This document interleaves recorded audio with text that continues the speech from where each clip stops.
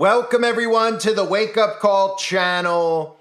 A new movie was released called The Watchers. And for those of you that don't know about The Watchers and how this correlates with scripture, I will explain it to you in this video and even show you some of the scenes from this movie, which came out in June, which depicts the Watchers that are mentioned in the book of Enoch. Now, for those of you that don't know about the book of Enoch, any of you who might be new spiritually, who have never heard of the book of Enoch because they've only read the books that are included in the Bible, the book of Enoch is a book that's been around for a long period of time because it was written by Enoch. You might remember Enoch from the Bible. Enoch lived 365 years before he was taken by God. He walked with God and he was no more, for God took him, is the verse in Genesis chapter 5, verses 21 through 24, which is interpreted, of course, as Enoch entering heaven alive.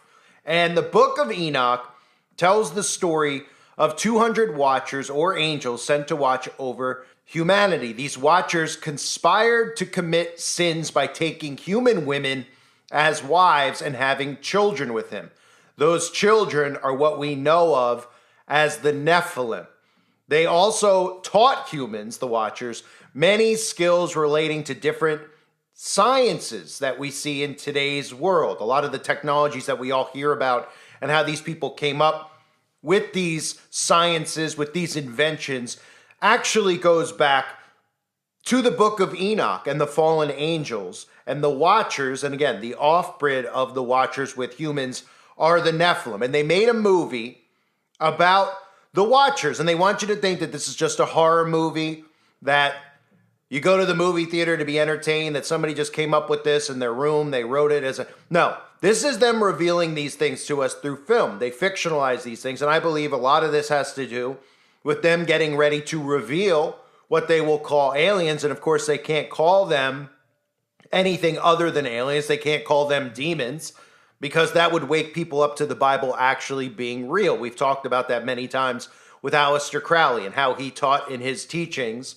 that what they called demons would then soon have a new name, aliens, in the future. And that is to deceive people into thinking that aliens, of course, are a creature that's floating around in space. It's something that we don't actually understand. But if you read the book of Enoch, it tells the stories of the Watchers and the Nephilim. And of course, these books, the book of Enoch, I should say, and the teachings in the book of Enoch have even been found in the Dead Sea Scrolls. They've been around for a long period of time, but it's believed that it was the Vatican who had this removed because they didn't want people to actually learn about the book of Enoch, because then they would learn about the Bible and the giants and the fallen angels and, of course, where we are in today's world. If you actually read the book of Enoch, it lines up very well with the things that we're hearing about aliens and all the other stuff. So, obviously, they wouldn't want you to know that a movie like The Watchers is referring to something that's in the book of Enoch, because we live in a world where they've fictionalized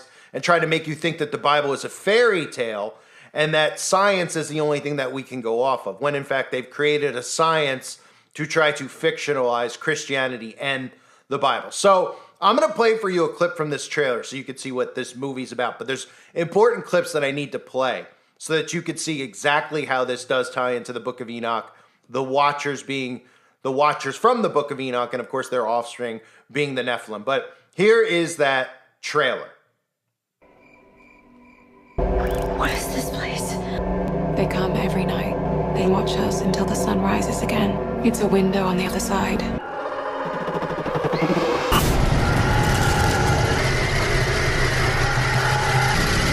Don't you want to know what they are? So this is a film by Ashana Night Shyamalan, and you may remember M. Night Shyamalan, his movies like The Sixth Sense. The Knock at the Cabin is a recent one that he did, which is about the four horsemen demanding a sacrifice to prevent the apocalypse. He's got a movie called Devil. He's got a movie called The Happening, which I think has a lot to do with frequencies and 5G technology. So M. Night knows exactly what's going on. He references these things, and he's put on a pedestal as a person that we're supposed to go and see their movies because they're very good at what they do. They're better than we are. But you may have noticed the poster for the movie The Watchers that I showed a little bit earlier, and you can see the all-seeing eye symbolism, of course, in the poster. And that right there is what a watcher is supposed to be depicted as, a fallen angel, as you see the wings there covering the eye and the skeletal structure of the watcher. So the book of Enoch was omitted from the Bible because they felt like it wasn't something that you needed to know. Because obviously if they had deceptions planned and Satan had deceptions planned, then how in the world would people actually not come to Christ? How would people not come to God if they were seeing what was going on with aliens and actually realizing that we were talking about demons, that we had the fallen ones, and this technology that they've pushed and promoted as something as normal was actually taught to man from these fallen angels that fell to the earth, that God cast out. So I want to play for you a couple of clips from this film that are important to note. And they use the term fairy. The term fairy, you just replace it with fallen angels, because again, they like to fictionalize this stuff with folklore and fairy tale, but they tell a lot of truth in these films, because what they're doing is they're depicting the Bible, but not telling you that they're actually discussing the Bible. And they talk about in this clip when humans cursed and banished the fallen angels and became halflings. And then it goes on to talk actually about the Nephilim, which is what he's talking about. But I want you to pay attention, because he talks about, specifically the man speaking in this clip, about a transformation. Remember that word transformation, because he talks about mixing human beings' genetics with the fallen ones, with the watchers, again, who their offspring is the Nephilim. And imagine what could be done with creating these hybrid human beings, so to speak. Listen to this clip, because there's a ton of truth in plain sight. A detailed account of the time before the war. Life with the fairies was a golden era in the age of man. They lived among us as guardians, friends, even mates. Those half-blooded children, born of both man and fairy, changed everything. They were particularly skilled in the art of transformation, even replicating those that had passed on. What became of the halflings? History has deemed their bloodline extinct. It is yet to be proven. With their power, think of what we could create, who we could bring back. We were like gods once. It is because of humans that we were smothered under dirt for centuries, choking. So remember, God sent these angels down in the book of Enoch to watch over the nations. But the watchers then, of course, rebelled against God. They passed themselves off as gods. And we even read about these watchers in the book of Genesis as well. In the book of Genesis, chapter 6, verse 4. There were giants in the earth in those days, and also after that, when the sons of God came in unto the daughters of men, and they bare children to them. The same became mighty men, which were of old, men of renown.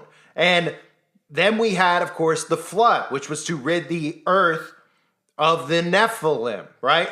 And in the book of Enoch, he even foretells about the flood that is to come. And I want to play for you this other clip, of course, of the watchers being put underground, because even in the book of Enoch, it says that the watchers were imprisoned under the earth until the final day. God sentenced the watchers under the earth until heaven and earth are ended forever. And they even show you that in this movie, which of course they refer to as fairies, because they're not going to openly talk about the watchers, Nephilim, or the fallen angels, because again, then people out there would start actually realizing that a lot of these missing scriptures line up with a lot of the falsehoods they're trying to present on our world in today's society, with this belief in aliens and other species, and how they're trying to normalize that. But listen to this clip about how the watchers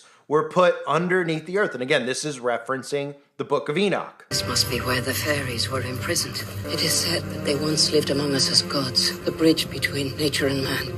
They were banished to a tomb deep underground, sealed in by a great door that prevented them from ever returning the way they came in. So again, you can't deny that they're not speaking about the book of Enoch, that this entire plot is about the watchers mentioned in the book of Enoch. And then when we get to the offspring of the Nephilim, there's this scene at the end of the film. And one of the things I always talk about is all these shows called, that are about Lucifer or about wickedness, and how they turn the characters into the protagonist in these shows instead of the villain, the good guy, right? The TV show Lucifer, he's actually the good guy in the show. That's the upside down we're living in, right? Witches in a lot of these films are now depicted as the heroes. Well, they even tie in the end of this film. They even tie in mentioning how they used to live as one and how they fell in love and had children, which they called halflings, which are really Nephilim, and how they feel human emotion too, and they're just like we are, and there's many of them out there. And they want you to sympathize, of course, with the Nephilim. Look at this. Our kinds used to live as one. Some even fell in love and had children.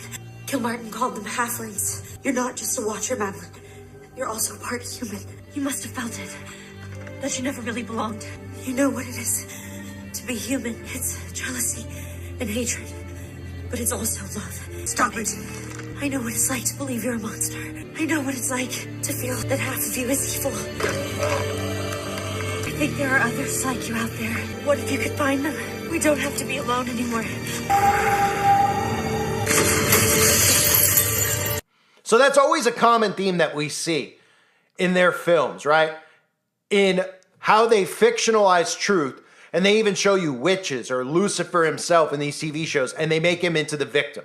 They make him into the victim, right? Keep that in mind when we talk on this channel about how they victimize certain people that they want you to sympathize with and support. Because when you victimize evil, you could dupe good people into falling for evil, falling for deception. So that was the theme of the whole film, was literally them slowly building towards the reveal that the Watchers are actually mixed and bred with human beings, and that this character was one of them, was one of the Nephilim, or what they called the halflings, and how there's more out there. And it's not a bad person. It's not a bad thing, the Nephilim. It's good. It sees good and it sees evil. And of course, this is seed planting, like I talked about earlier, because those articles out there that I covered about Harvard and their social scientists laying out the case for the existence of crypto-terrestrials such as lizard people, and that type of a mindset about even articles saying the Harvard scientists say there may be unknown technologically advanced civilization hiding on Earth, is them preparing to reveal some of these things, but of course through deception. So reveal biblical truths, but tell you it's something else, because they don't want you to ever found out about some things that have been discovered in regards to Noah's Ark and some of these things that have been found by real life Indiana Joneses, so to speak, where people and archaeologists have actually found things that prove that the Bible is real, right? That prove that the Bible is real, even recovering or finding the location of Sodom and Gomorrah out in Saudi Arabia. They don't want you to know that the Bible's real. That's why they don't reveal these places to you. They hide these places from you, and then they create science around the Bible so that you believe that we were created out of a big bang, that science is real, and then you always have to trust in the science. But really, when we tie back in the theme of this film, they're really talking as well about breeding the Nephilim, which, again, would have to do with the transformation, right? The term transformation was in this film, talking about the transformation. Human mixing with a watcher, which is a fallen angel. And the only way they'd be able to manipulate your genetic code is if you actually allow them access inside of your body. Because remember, this common theme in today's society that we hear about with modern medicine, and again, when you read the book of Enoch and you read about how a lot of these advancements in science and technology were taught to man from the fallen ones, you start to think to yourself, wow, medicine, science, how about this thing they call gene editing? What are they really trying to do when they're talking about editing a human being's genetic code? Well, the theme of this film pretty much gives that away, but sadly, most Christians wouldn't realize that, and certainly the majority of our society wouldn't realize that because they don't teach this. You only know what they teach, which is lies. They teach us lies. They teach us a fake history of the world. They create science around the Bible to try to discredit the Bible. So whether you've read the book of Enoch or not, or whatever your take is on the books of Enoch, obviously it's something you could read for yourself. But anytime that there's books that are confirmed written, right? We know they were in the Dead Sea Scrolls. We know that the book of Enoch exists. Just because the churches did not include it in the Bible and they denounced that the book of Enoch should be included doesn't mean that you should. You should always read these things. And then especially in today's world with the stuff we see going on, I think learning about the books of Enoch are really important to try to piece some things together. Now, I know people out there will say, well, it discredits this, it discredits that. Well, it doesn't mean that you can't read and take some of the stuff because it fills in a lot of holes in the Bible, right? It fills in holes about, when people read Genesis and they read about the giants and they read about the giants came in unto the daughters of men and they bare children with them. You don't often hear about that talked about in the church, do you? You don't go to your church on a Sunday and they're talking about Nephilim or they're talking about, and that because that's specifically in the Bible. And it's in the book of Numbers, chapter 13, verse 33. Very significant numbers, by the way. We even saw the Nephilim there, the descendants of Enoch that came from the Nephilim. We seemed like grasshoppers in our own sight, and we must have seemed the same to them. So Nephilim and giants and fallen ones, these are all things that are biblical. You probably are just wondering where to find them in the Bible itself. And there's obviously not many verses that go into detail about the Nephilim. But when you start thinking about the government constantly pushing this alien deception on us, and I think a lot of people at this point are wondering, or at least should be wondering, where this technology continually is coming from that is getting released onto the public. We're supposed to believe that there's just some science nerd sitting in a laboratory somewhere that's figuring out how to make our, create a phone and make us listen to music through Bluetooth and all this type of stuff that some guy just discovered it while playing around, some dweeb in his basement, right? There's not truth to that. The truth is that this technology was taught to them from the fallen ones, and I truly do believe that. I thank everybody for being here. I hope you find this video useful. Share it with others. If you've seen the movie, let me know what you thought of it. I thought it was pretty bad.